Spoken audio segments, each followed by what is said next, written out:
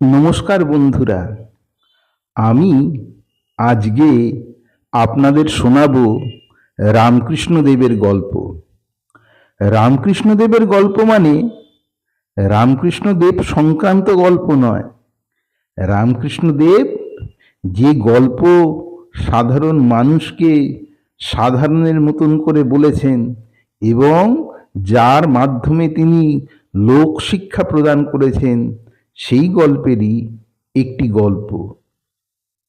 এখন সমালোচকরা প্রশ্ন করতে পারেন যে রামকৃষ্ণদেবের গল্প কি ইতিহাস কিংবা দর্শনের মধ্যে আছে বা আসে?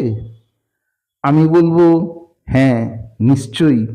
কারণ রামকৃষ্ণদেব ছিলেন বাংলার নবজাগরণের অন্যতম পুরোধা এবং তিনি যে লোকশিক্ষা প্রদান করেছিলেন তার মধ্যে সমাজ সচেতন হয়েছিল বইকি। এছাড়া তার গল্পের মাধ্যমে বিভিন্ন দর্শন ফুটে উঠেছে।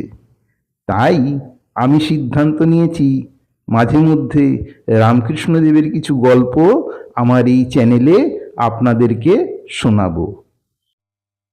এইবার শুরু করা যাক রামকৃষ্ণদেবের গল্প। এক প্রকাণ্ড মাঠ ছিল। মাঠের মাঝখানে ছিল একটি ঢিপি। দূর থেকে দেখে অনেক সময় মনে হতো যে সেখানে কেউ একজন বসে আছে বা উপুড় হয়ে আছে। বিশেষত যদি দিনের বেলা না হয়ে সেটা আধো অন্ধকার হতো সেই সময়।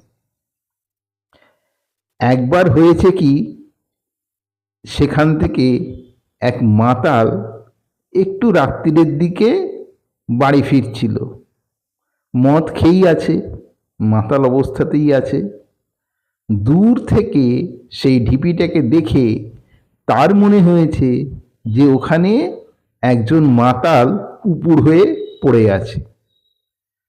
তার মনে হলো, এ বাবা, আমি সন্ধে থেকে এত মদ খেলাম, তাও এখনো তাল সামলে আছি, এখনো এরকম বেতাল হয়ে মাতাল হয়ে উপুড় হয়ে পড়তে পারিনি। ইস, ছি ছি ছি ছি, আমার মদ খাওয়াটাই তো বৃথা। এই মনে করে মাতাল সেখান থেকে চলে গেল। মাঝরাত্রিরে সেখানে এলো এক চোর।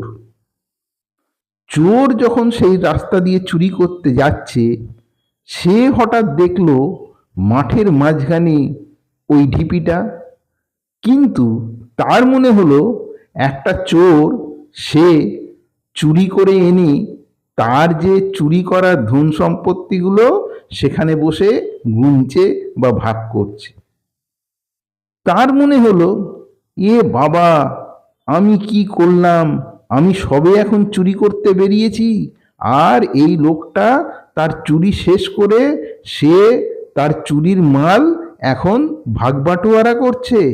ছি ছি ছি, আমি একদমই ঠিক কাজ করছি না। এরপরে শেষ রাত্রিরে সেখান থেকে এক সাধু যাচ্ছিলেন নদীতে স্নান করতে। তিনি স্নান করে জপে বসবেন। যেতে যেতে তার চোখে পড়ল ওই ঢিপিটা। তার মনে হলো এক সন্ন্যাসী সেখানে ধ্যানে বসে জপ তপ সারা হয়ে নমস্কার করছে। সেই সাধুর মনে হলো, ছি, আমি কি পাপিষ্ঠ নরাধম! এই সন্ন্যাসী, ইনি স্নান সমাপন করে ফেলেছেন, ইনি উঠে তার জপ তপ সমস্ত সম্পন্ন করে এখন ইনি প্রণাম করছেন, আর আমি এখনো স্নানই করতে যেতে পারলাম না। ছি, আমি অত্যন্ত পাপিষ্ঠ। এইবারে রামকৃষ্ণদেব যেটা বলছেন, এই গল্প থেকে আমরা কি শিক্ষা পেতে পারি?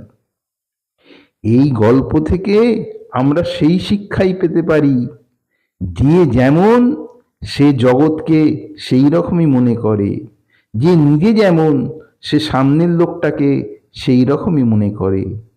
এইটাই হচ্ছে রামকৃষ্ণদেবের শিক্ষা। আরও অনেক শিক্ষামূলক গল্প আছে, আমি নিশ্চয়ই আপনাদের শোনানোর চেষ্টা করব।